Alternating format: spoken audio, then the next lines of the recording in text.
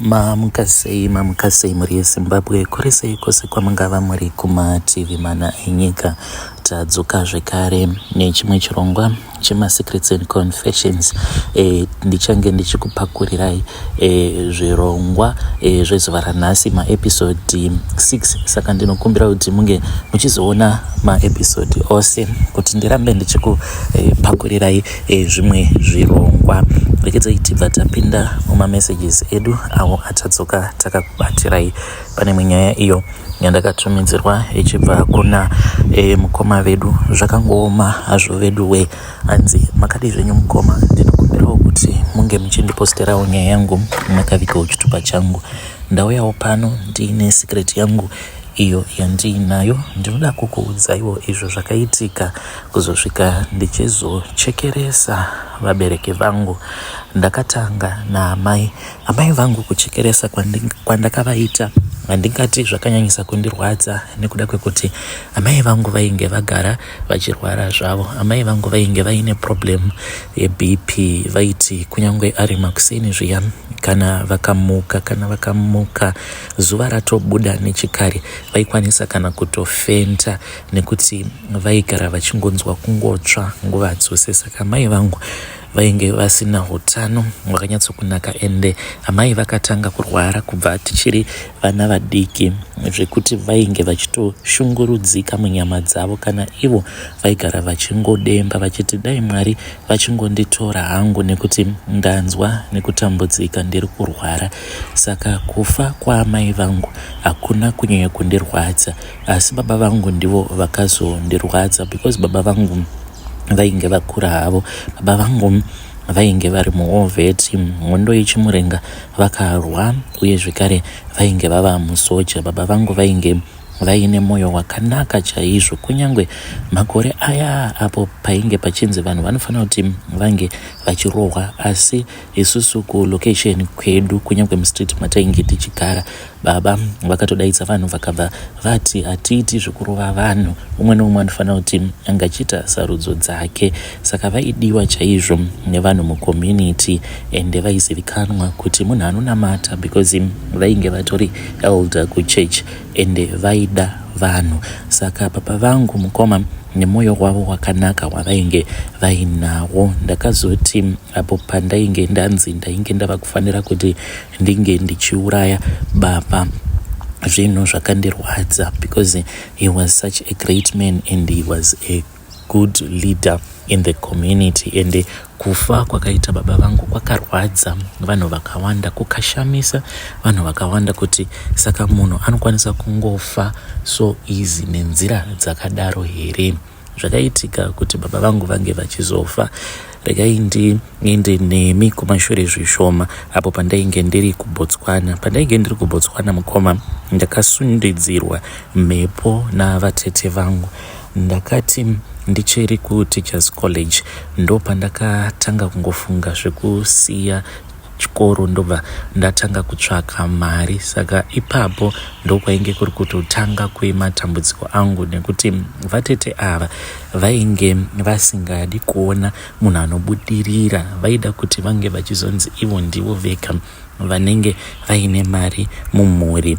Saka vatete vangu vainge vaine mari uye vainge vakatomboroorwa nemurungu iyeye akazofa. Saka vakazosiyirwa upfumi hwake hwose uhwo hwaainge ainahwo muZimbabwe, zvakaita semapurazi nemamwe mabhizinesi. Kunyange havo vainge vaine mari, but dai kwanga kuri kunzi vainge vari munhu ainge achigona kumaneja mabhizinesi, vangadai vakazotoita billionaire, because vakatosiyirwa maservice station nemurume wavo, but vakazotadza kurana mabhizinesis acho mune zvakanaka, vakazongosara vaine mapurazi nedzimba. But kana kupurazi kwacho kwainge kusina kana chainge chichimboitwa kupurazi, because vainge vachitadza kurana purazi racho zvakanaka. Saka vatete vangu vainge vari munhu iye ari ega uyo ainge achiita zvechivanhu mudzinza. Saka vatete semunhu ainge ari munhu aiita zvechivanhu, mukuzofamba kwavo kwavakaita vakabva vachizoudzwa kuti ndainge ndiine chipo uye zvekare ndainge ndiina tateguru avo vainge vagere pandiri. Saka tateguru ava vainge vagere pandiri vainge vakauya nezvipo zvavo vachida kuti dzinza rose ringe richizova rakapfuma. Saka vakabva vachizokasika, vakabva vachizondigadzira, vakandigadzira apo pandainge ndichiri kuteachers college. Zvinhu zvakati zvaomera vabereki vangu, mafinances ainge asinganyatsokufamba zvakanaka. Ndikabva ndaona kuti sezvo ndainge ndatokura ndiri mukomana mukuru zvekare, ndakabva ndachizosiya chikoro mushure mekunge ndataura neimwe friend yangu uyo ainge akasiyawo akaenda kuBotswana. Ndokubva anditi ainge ava kushanda. Saka ndakabva ndachizocalculata, ndikabva ndachizoona mari dzainge dzichipiwa macivil servants. Ndikati mari dzinopiwa macivil servant, inini pandichazotanga kunzi ndava temporary teacher, by the time pandichazonzi ndinenge ndava permanent teacher rinenge rimbori gore ripi chairo, uye zvekare ndichakwanisa kuzoitawo mari rini. Saka ndo pandakabva ndachizosarudza kuti ndinge ndichibuda hangu munyika. Ndikabva ndachizoenda kuBotswana. Ndasvika kuBotswana mukomanashi, ndainge nditori nestrategy yangu yandainge ndakatoronga kuti ndichimosvika kuBotswana ndikatanga kushanda, because shamwari yangu iye basa rake raainge achiita zvekupenda, ainge achishanda nomumwe murume weko kuBotswana ainge aine kakambani kake. Saka vaitobata zvemaprojekti vachiita zvekupenda dzimba, mamanshoni uye zvekare nemagovernment buildings panenge pachiitwa marenovation, even mashops chaiwo. Saka vaigara vari busy nguva dzose. Ndakati ndasvika mukoma hazvina kunditorera nguva, because ndiri munhu anokasika kubata kana ndikadzidziswa chandinenge ndadzidziswa. Paya ndava kutotumwa dzimwe nguva ndotoenda ndotonopenda ndiri ndega. Kana kuine imba inenge ichida kuti inge ichipendwa, ndotongotsvaka assistant wangu totoenda totonorova basa paya. Zvinhu zvainge zvava kutofamba zvekuti ndakazotodzoka kumusha ndokubva ndachizotora license. Sezvandakuudzai kuti pandiri painge pachinzi painge paine dzimu remumusha rainge ririmo. Saka sekuru vangu ava vanonzi vainge vari muvhimi. Kutobuda kwandakatoita ndichitoenda kunze kwenyika, ndaifanira kuti dai ndakazotogumisidzira ndatova kumhiri kwemakungwa, asi ndakabva ndachizogadzirwa navatete vangu. Ndadzoka pandakanotora license ndakazodarika nekumba kwavatete idzi dzekuda kuzoudza vanhu kuti pari zvino ndava palevel rakati. Ndakaenda nekumba kwavatete ndikavaudza kuti ndainge ndatova nelearners rangu chainge changosara ndechekuti ndaifanira kuti ndinge ndichizotora license. Mukomanashi vakabva vatora learners rangu chiprovisional chiya. Mushure mekunge vatora chiprovisional changu vakaenda nacho kubedroom. Vakatora nguva yakareba, but pavakabvako kubedroom ndakatonzwa kutoti vatete vangu vainge vachinhuhwa bute nemishonga. Mukoma ndakazoita makore nemakore chiprovisional chakasvika pakuexpire ndichitadza kuti ndinge ndichitora license zvichindiremera mukoma. Even though kuBotswana ndainge ndichitoshanda, zvakazokonzeresa kuti ndinge ndichizotosvika pakutotorerwa basa neumwe murume uyo ainge achigona kupenda. Ndini ndakatomudzidzisa kutopenda kwacho. Ndokubva achizotanga kudriver iye motikari. Murungu wangu akabva achizondiita assistant. Apa ndini ndainge nditumbori the main driver. Akabva ati iye kuti unodriver usina license unokwanisa kuzondipinza pama1. Saka ndava kuchitsvaka munhu ane license womudzidzisa kupenda. Mukomanashi ndakatorerwa basa sekutamba sekuseka. Saka ndakazotanga kuita zvekumhanyidzana nevanhukadzi. Varume vazhinji vaya vamunoona vachinzi uyo haabviri mumadrezi, anenge achingodanana nevakadzi. Munofanira kuti munge muchiziva kuti vanhu ivavo vazhinji vacho vanenge vaine dzimu rinenge riri pavari, vanenge vari vavhimi. Asi kana ukagadzirwa semuvhimi unogomisidzira wava kungomhanyisana nevanhukadzi, nekuti iro shavi racho reuvhimi kana kuti mweya iwoyo unenge uchida kungovhima. Saka kuti unge uchiregedza kuvhima hazviiti, sezvo unenge wakagadzirwa unotanga kuvhima, uye unenge uchiti kana wabata mari iyoyo inenge ichingoperera kuvanhukadzi, because hanzi pachinyakare waiti kana uri muvhimi kana ukabata mhuka waiuya wobva wachizopa mudzimai. Saka kana wabata mari, kana uchitoenda ringava riri hure, iro shavi rinenge richitoona semukadzi wako, wotoenda wotonopa mari yose kune hure iroro kuti ndo zvandawanawo izvi, ndo mhuka yandavhima chio tinge tichikwanisa kurarama. Saka ndokugadzirwa kwandakaitwa ikoko mukomanashi. Vanhu vandainge ndichishanda navo vakasvika pakutenga mastendi, vakavaka dzimba, vanhu vakatenga zvimakombi, because kuBotswana uku kunowanikwa zvima-ex-japo. Saka munhu aitoshanda achitobhadhara mari padealership hafu kusvika atotenga kombi iyoyo yotounzwa muZimbabwe, yototanga kutorora basa. Vanhu vazhinji vakazogumisidzira vatosiya basa, ndikasara ndiri ndega pakambani paya ndikadzidzisa zvekare vamwe vanhu. Asi ndakaona kuti upenyu hwangu hwainge husiri kufamba zvakanaka. Pakati papera 5 years mukoma, ndakadzoka kumba ndikabva ndati pano ndava kufanira kuti ndinge ndichimbofamba, kuti ndinge ndichiudzwa, ndinge ndichiziva kuti dambudziko chairo rimbori pai, chii chiri kukonzeresa kuti ndisakwanisa kuitawo zvinhu, ndikwanise kushanda ndichiona kuti ndiri kushandirei. Saka ndakati mukoma, ndaenda kune imwe n'anga iyoyo yakabva yachizoburitsa chiso chavatete vangu. Ndakaona chiso chavatete vangu murusero, because n'anga iyoyo inoshandisa rusero kana ichikubatsira. Akabva anditi, mukadzi uyu unomuziva here? Ndikabva ndati hongu ndinomuziva, ndivatete vangu. Vakabva vachizondiudza kuti vatete vangu ndivo vainge vari muroyi wangu. Ndikati seizve? Nekuti vatete vangu munhu ane mari dzake, vangazogodokera munhu akaita seni? Ndopa vakabva vachizotanga kukurunga murusero imomo, vakabva vachizondiratidza vakanditi uri kuonei? Ndakazozviona mukomanashi, nditori a big businessman, but mabusinesses angu ndazomavhura kumhiri kwemakungwa. Ndikati ndini kaapa sekuru? Vakanditi ndo kwawaifanira kuti ungadai wava. Vakandiudza kuti pandainge ndakaenda kuBotswana ndainge ndakatosundwa nemweya iwoyo weuvhimi, kuti ndinge ndichizoti kana ndaendako ndinge ndichizoroora mukadzi wemuBotswana uyo ainge achazondiburitsa muBotswana achizoenda neni kumbiri kwemakungwa.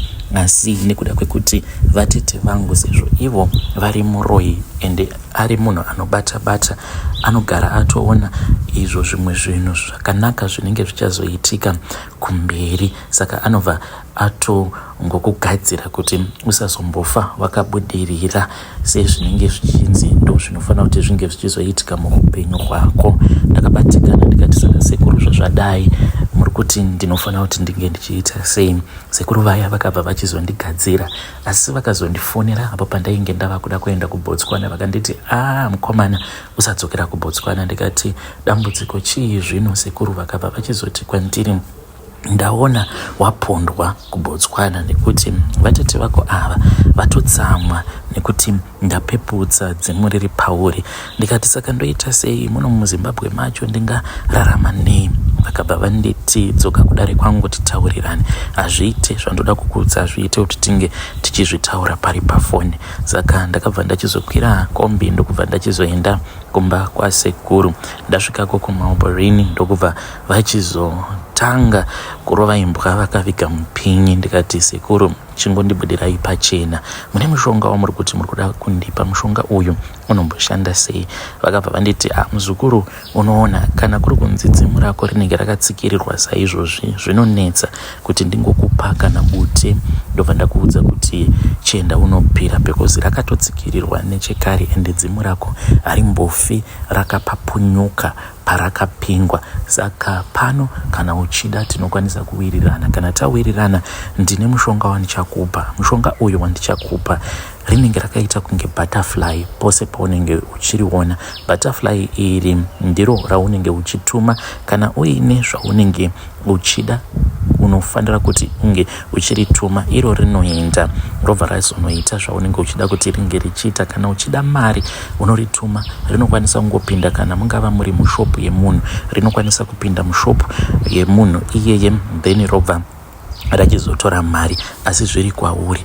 mukoma vakabva vachizondiratidza butterfly riya iro ravainge vachiti ndiro ravainge vachida kundipa. Ndakabva ndachizogamuchira ndikaritora. Handina kunge ndakaziva kuti butterfly ravainge vachida kundipa iro rinorarama neropa. Butterfly iri vakandipa richiri gonye, vakanditi gonye iri richazochinja robva rachizoita butterfly.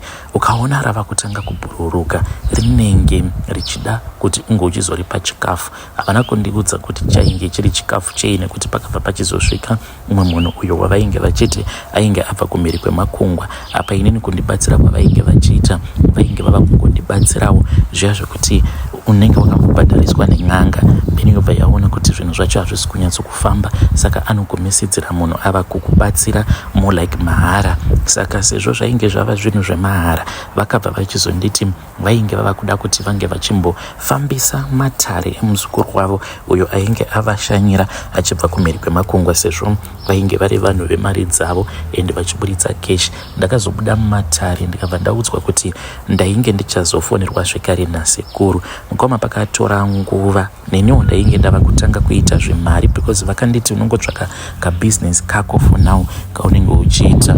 I tell you this, mukoma, I am a millionaire right now, but ndakatanga ndichatengesa mafreezits. Ndainge ndiine kamari kangu kandainge ndiinako, ndikabva ndati kamari aka kandiinako, instead yekuti ndinge ndichinotenga mabhiya, how about ndikatenga mafreezits angu.